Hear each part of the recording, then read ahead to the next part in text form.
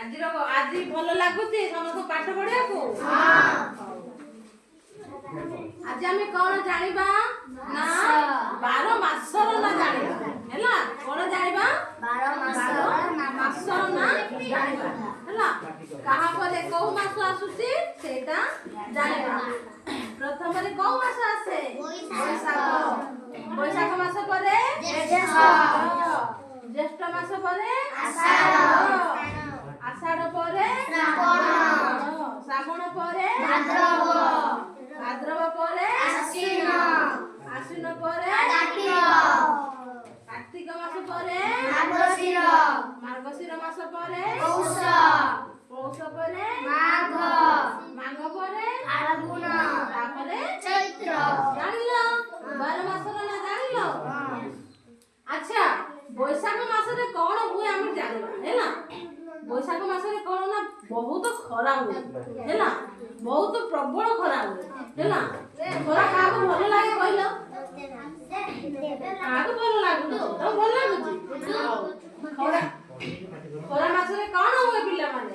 ଖରା ମାସରେ କୋଉ ଫଳ ଫଳେ କହିଲ? କଣ ଜାଣିଛ? ଆମ୍ବ, ପଣସ, ପିଜୁଳି। ଆହୁରି ବୈଶାଖ ମାସରେ ସେଟା ଫଳେ। ଆଉ କୋଉଟା ପାଚେ କହିଲ? ଆମ୍ବ, ପଣସ, ପିଜୁଳି। ସବୁ ଜାଣିଛ। ଆଉ ହେଲେ ବୈଶାଖ ମାସରେ କୋଉ ଫଳ ଫଳେ? ନା ଆମ୍ବ, ପଣସ, ପିଜୁଳି, ତାପରେ ତେନ୍ତୁଳି ହେଲା। ଏଟା କଣ ନା ବୈଶାଖ ମାସରେ ଫଳେ। ଜ୍ୟେଷ୍ଠ ମାସରେ କଣ ଫଳେ? କୁହ। ଜ୍ୟେଷ୍ଠ ମାସରେ କଣ ଫଳେ? ନା ଜ୍ୟେଷ୍ଠ ମାସରେ ଫଳେ ପିଜୁଳି ଫଳେ ହେଲା। କମଳା ଫଳେ। ଆମ୍ବ ତ ସେଟା ଫଳୁଛି ପୁରା ବୈଶାଖ ମାସରେ ହେଲା। ଆଷାଢ଼ ମାସରେ କଣ ଫଳେ କୁହ? ଆଷାଢ଼ ମାସରେ କଣ ହୁଏ? ନା ବହୁତ ବର୍ଷା ହେଇଥାଏ ହେଲା। ବର୍ଷା ମାସରେ କଣ ଫଳେ କହିଲେ ପିଲାମାନେ?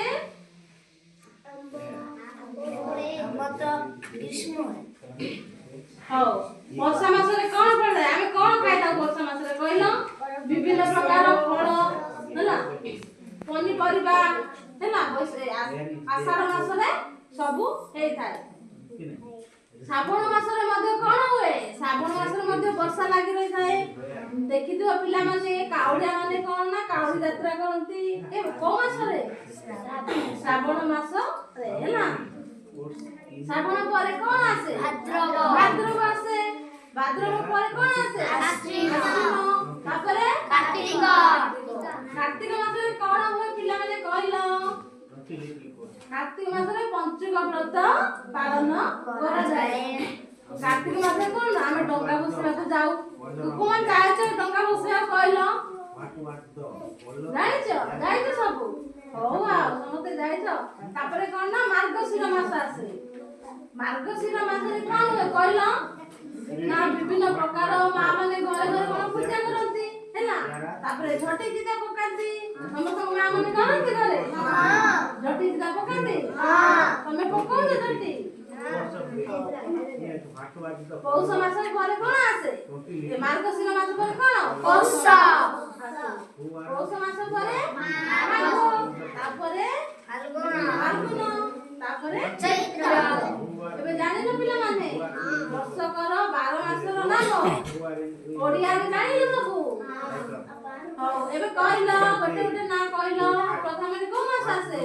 ବୈଶାଖ, ତାପରେ ଜ୍ୟେଷ୍ଠ, ତାପରେ ଆଷାଢ଼, ତାପରେ ଶ୍ରାବଣ, ତାପରେ ଭାଦ୍ରବ, ତାପରେ ଆଶ୍ୱିନ, ତାପରେ କାର୍ତ୍ତିକ, ତାପରେ ମାର୍ଗଶିର, ତାପରେ